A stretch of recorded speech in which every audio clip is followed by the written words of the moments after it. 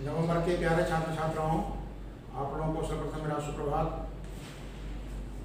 इससे पहले वाले वीडियो में एवरेस्ट मेरी शिखर यात्रा कहानी को हम लोग कुछ अंश तक पढ़े थे। उस वीडियो के लास्ट में मैं आपको बताया था कि बचेंद्री पाल जो इस कहानी की लेखिका हैं, वह एवरेस्ट के शिखर को पहले 2 बार खूब गौर से देखी थी। जो एवरेस्ट है लोहोत्से और नुत्से की ऊंचाइयों से घिरी बर्फीली टेढ़ी मेढ़ी नदी को वह निहारती रही। देखिए आगे कहानी में क्या बताया गया है। बचेंद्री पाल जो खुद इस कहानी को कलमबद्ध की है, आगे क्या कहती हैं ध्यान देंगे हम लोग। हिमपात अपने आप में एक तरह से बर्फ के खंडों का अव्यवस्थित ढंग से गिरना ही था। हिमपात में हम लोग क्या जानते हैं कि हिमपात में बर्फ जो है नियमों को तोड़कर अव्यवस्थित, जहाँ किसी प्रकार की कोई व्यवस्था न की गई हो, वह क्या कहलाएगा? अव्यवस्थित। तो बर्फ के खंड, बर्फ के टुकड़े हिमपात के क्रम में अव्यवस्थित ढंग से क्या होते हैं? गिरते रहते हैं। हमें बताया गया, लिखा कहती हैं कि हमें बताया गया कि ग्लेशियर के बहने से अक्सर बर्फ में हलचल हो जाती थी। जब भी ग्लेशियर हम पहले बता चुके हैं, ग्लेशियर मीन्स होता है बर्फ की नदी, बर्फीली नदी। तो ग्लेशियर के बहने से अक्सर बर्फ में क्या हो जाती है? हलचल हो जाती है, जिससे बड़ी बड़ी बर्फ की चट्टानें तत्काल गिर जाया करती थी। ग्लेशियर के बहने से बड़ी बड़ी बर्फ की चट्टानें तत्काल गिर जाया करती थी, क्योंकि ग्लेशियर उसको धक्का मारती थी, वह फिसलता था और गिरता था। और अन्य कारणों से भी अचानक प्रायः खतरनाक स्थिति धारण कर लेती थी। सीधे धरातल पर दरार पड़ने का विचार, इससे धरातल पर क्या हो जाता था? दरार पड़ जाता था। तो लिखा कि मन में दरार पड़ने का विचार और इस दरार का गहरे चौड़े हिम विदर में बदल जाने का ख्याल ही बहुत डरावना था। बर्फीली क्षेत्रों में पहले दरार पड़ती है, यानी छोटी महीन जमीन का फटना, क्या कहलाएगा? दरार। और वह जब काफी गहराई लिए हुए चौड़ा हो जाता है तो उसी को बोलते हैं हिमविदर।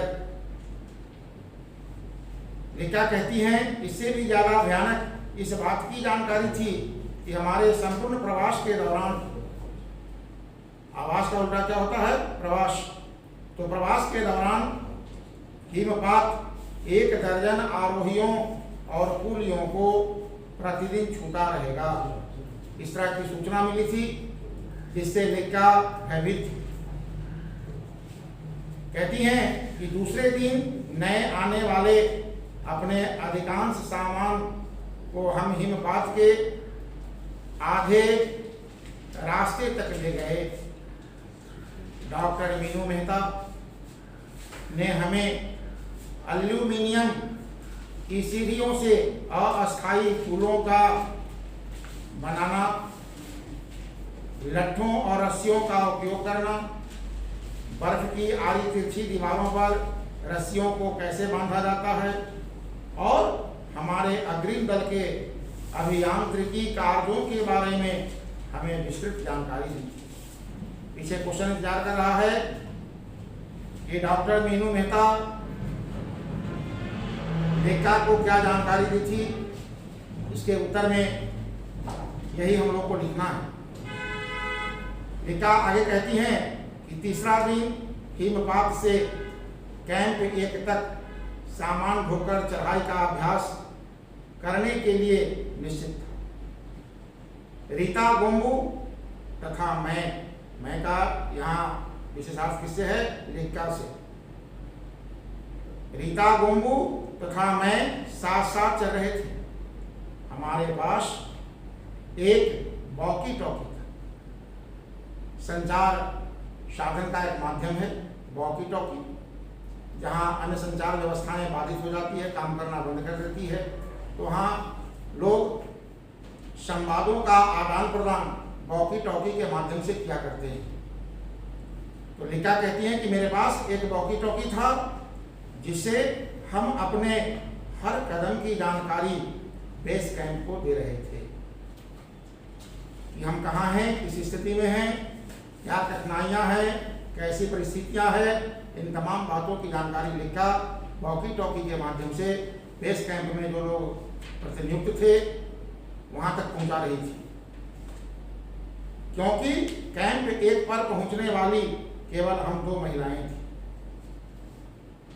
अंगदौर जी, लोकसांग और गगन मिश्रा। अंततः साउथ पोल कैंप गए और 29 अप्रैल को 7,900 मीटर पर उन्होंने कैंप 4 लगाया। पीछे क्वेश्चन इंतजार कर रहा है कि कैंप 4 कहाँ और कब लगाया गया।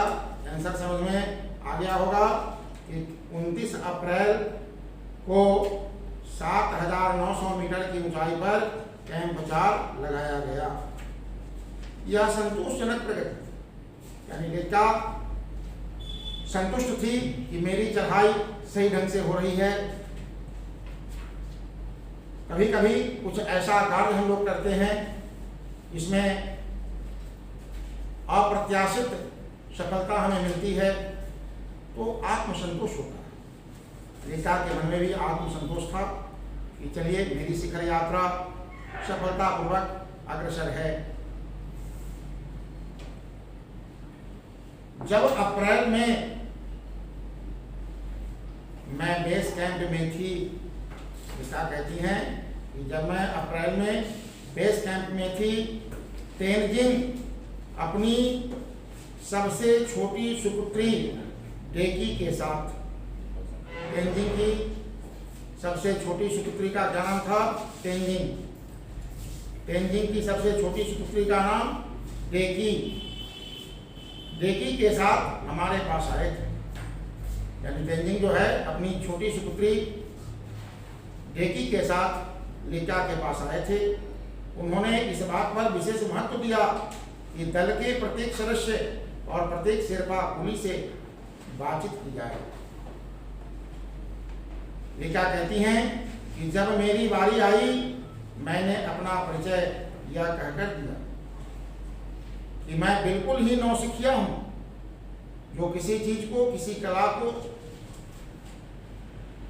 नए ढंग से सीखता है। जैसे छोटे छोटे बच्चे बाइक चलाना सीखते हैं, उन्हें ज्ञात नहीं होता इसका सही फंक्शन क्या है। लोग उन्हें देखते मात्र समझ जाते हैं कि यह नौसिखिया है। तो लेखिका भी कही कि मैं पर्वत शिखर पर चढ़ने वाली क्या हूं? नौसिखिया हूं, नई सीख रही हूं और एवरेस्ट मेरा पहला अभियान है। तेनजिंग हंसे, मुझसे कहा कि एवरेस्ट उनके लिए भी पहला अभियान। तेनजिंग भी बताए एवरेस्ट जो है वह मेरे लिए भी क्या है? पहला अभियान है। लेकिन यह भी स्पष्ट किया कि शिखर पर पहुंचने से पहले उन्हें 7 बार एवरेस्ट पर जाना पड़ा था। 7वीं बार में उन्हें सफलता मिली थी। फिर अपना हाथ मेरे कंधे पर रखते हुए उन्होंने कहा, तुम एक पक्की पर्वतीय लड़की लगती। कभी कभी लक्षण से भी व्यक्ति विशेष की पहचान हो जाती है। तेनजिंग बचेंद्री पाल जो इस कहानी की लेखिका हैं, उन्हें देखते ही पहचान गए यह सच्ची पर्वतीय लड़की है। तुम्हें तो शिखर पर पहले ही प्रयास में पहुंच जाना चाहिए। तेनजिंग को यह विश्वास हो गया था कि इतना अदम्य साहस इसमें है कि इसको असफलता मिल नहीं सकती है। यह पहली बार में ही अपना लक्ष्य प्राप्त कर लेगी। 15-16 मई 1984 को बुद्ध पूर्णिमा के दिन, वैशाख मास की पूर्णिमा को बुद्ध पूर्णिमा कहा जाता है। भगवान बुद्ध को इसी पूर्णिमा के दिन ज्ञान प्राप्त हुआ था। इस आधार पर इस पूर्णिमा को बुद्ध पूर्णिमा कहा जाता है। तो 15-16 मई 1984 को बुद्ध पूर्णिमा के दिन मैं लहोत्से की बर्फीली सीधी ढलान पर लगाए गए सुंदर रंगीन नायलॉन के बने तंबू के कैंप 3 में थी। यानी सुंदर रंगीन नायलॉन के तंबू, तंबू कहते हैं कपड़े का अस्थायी घर कहलाता है तंबू। वहीं पर कैंप 3 था, उस कैंप में यह पहुंच गई थी। कैंप में 10 और व्यक्ति थे। लोब्सांग, तसारिंग मेरे तंबू में थे। एनडी शेरपा तथा और 8 अन्य शरीर से मजबूत और ऊंचाइयों में रहने वाले शेरपा दूसरे तंबुओं में थे। मैं गहरी नींद में सोई हुई थी। लिखा कहती हैं कि मैं गहरी नींद में सोई हुई थी कि रात में 12:30 बजे के लगभग मेरे सिर के पिछले हिस्से में किसी एक सख्त चीज के टकराने से मेरी नींद अचानक खुल गई। लिखा गहरी निद्रा में सो रही थी, कोई सख्त मजबूत चीज अचानक उनके माथा से टकराई और अनायास उनकी नींद खुल गई और साथ ही एक जोरदार धमाका भी हुआ। तभी मुझे महसूस हुआ कि एक ठंडी बहुत भारी कोई चीज मेरे शरीर पर से मुझे कुचलती हुई चल रही है। मुझे सांस लेने में भी कठिनाई हो गई। जब कोई भारी वस्तु सीने पर रख दी जाती है तो स्वाभाविक रूप से सांस लेने में बहुत परेशानी होती है। यह स्थिति लेखा की थी। यह क्या हो गया था? लेखा के मन में सवाल उठा, यह क्या हो गया था? एक लंबा बर्फ का पिंड हमारे कैंप के ठीक ऊपर लोहोत्से ग्लेशियर से टूटकर नीचे आ गिरा और उसका विशाल हिमपुंज बन गया। हिमपुंज कहते हैं बर्फ के बहुत बड़े टुकड़े। हिमखंडों, बर्फ के टुकड़ों तथा जमी हुई बर्फ के इस विशाल काय पुंज ने एक एक्सप्रेस रेलगाड़ी की तेज गति और भीषण गर्जना के साथ सीधी ढलान से नीचे आते हुए हमारे कैंप को तहस नहस कर दिया। इतना विशाल हिमपुंज गिरा कि लेखा और उनके साथियों के जो भी कैंप थे सब तहस नहस हो गए, नष्ट हो गए, बर्बाद हो गए। वास्तव में हर व्यक्ति को चोट लगी थी। यह एक आश्चर्य था कि किसी की मृत्यु नहीं हुई थी। भगवान जिसको बचाते हैं, दुनिया की कोई भी दुर्घटना उसे अपने आगोश में नहीं ले सकती। लोब्सांग अपनी श्वेत छुरी की मदद से हमारे तंबू का रास्ता साफ करने में सफल हो गए। श्वेत छुरी पहाड़ को काटने के लिए प्रयोग में लाया जाता है। उसी श्वेत छुरी की मदद से लोब्सांग जो है, जो बर्फ की चट्टानें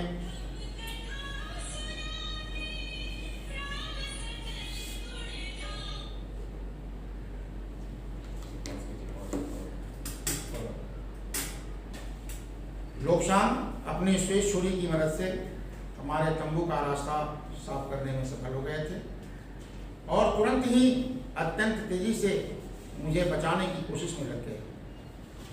थोड़ी सी भी देर का सीधा अर्थ था मृत्यु। यदि लोब्सांग थोड़ा सा भी विलंब करते तो लेखा की मृत्यु निश्चित थी। बड़े बड़े हिमपिंडों को मुश्किल से हटाते हुए उन्होंने मेरे चारों तरफ की कड़े जमे बर्फ की खुदाई की और मुझे उस बर्फ की कब्र से निकाला, बाहर खींच लाने में सफल हो गए। सुबह तक सारे सुरक्षा दल आ गए थे और 16 मई को प्रातः 8 बजे तक हम प्रायः सभी कैंप 2 पर पहुंच गए। जिस शेरपा की टांग की हड्डी टूट गई थी उसे एक खुद के बनाए स्ट्रेचर पर लिटाकर नीचे लाए, यानी खुद से एक स्ट्रेचर बनाया गया था, उसी पर लिटाकर तो उसके टांग की हड्डी क्या हो गई थी, टूट गई थी, नीचे लाया गया उसको। हमारे नेता कर्नल खुल्लर के शब्दों में यह इतनी ऊंचाई पर सुरक्षा कार्य का एक जबरदस्त साहसिक कार्य था। सभी 9 पुरुष सदस्यों को चोटें अथवा टूटी हड्डियों आदि के कारण बेस कैंप में भेजना पड़ा। तभी कर्नल खुल्लर मेरी तरफ मुड़कर कहने लगे, यानी लिका की तरफ मुड़े और उनसे कहने लगे, क्या तुम भयभीत थी? पूछे। लिका जवाब देती है, जी हाँ। क्या तुम वापस जाना चाहोगी? लिका कहती है, नहीं। मैंने बिना किसी हिचकिचाहट के उत्तर दिया। कोई हेजिटेशन लिका के मन में नहीं हुई, क्योंकि वो अटल निश्चय वाली थी कि नहीं, क्या इसका परिणाम जो भी हो हम अपने लक्ष्य को पाएंगे, हम वापस लौटकर नहीं जाएंगे।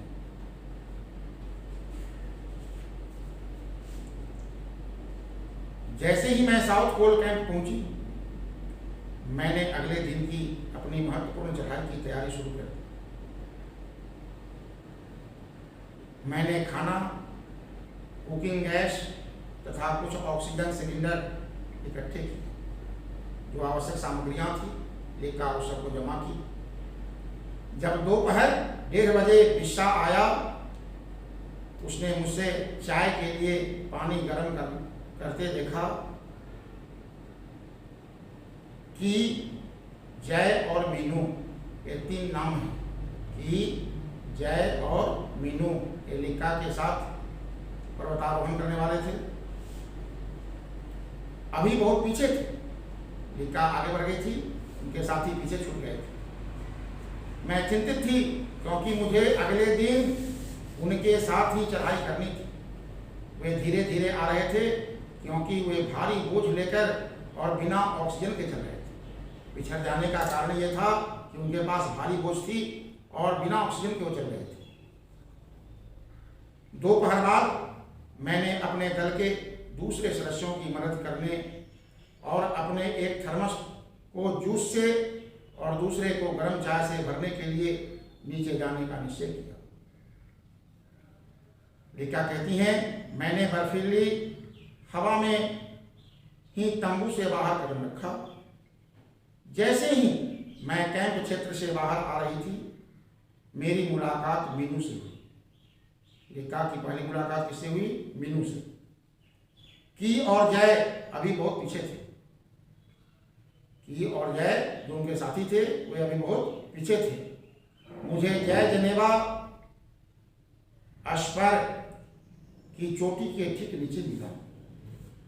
उसने कृतज्ञता पूर्वक चाय वगैरह पी, लेकिन मुझे और आगे जाने से रोकने की कोशिश की। मना किया कि आप बहुत थके हुए हैं और नीचे मत जाइए, मगर मुझे की से मिलना था। थोड़ा सा और आगे नीचे उतरने पर मैंने की को देखा। जो ही लिका थोड़ा और नीचे उतरी, की से उसकी मुलाकात हो गई। वह मुझे देखकर हक्का बक्का रह गया। क्यों? कि इतनी चढ़ाई के बाद वह नीचे कैसे उतर गई। कह बच्चों, आज तक यही, फिर इसका जो भाग बचा हुआ है अगले वीडियो में हम इस पर चर्चा करेंगे। धन्यवाद।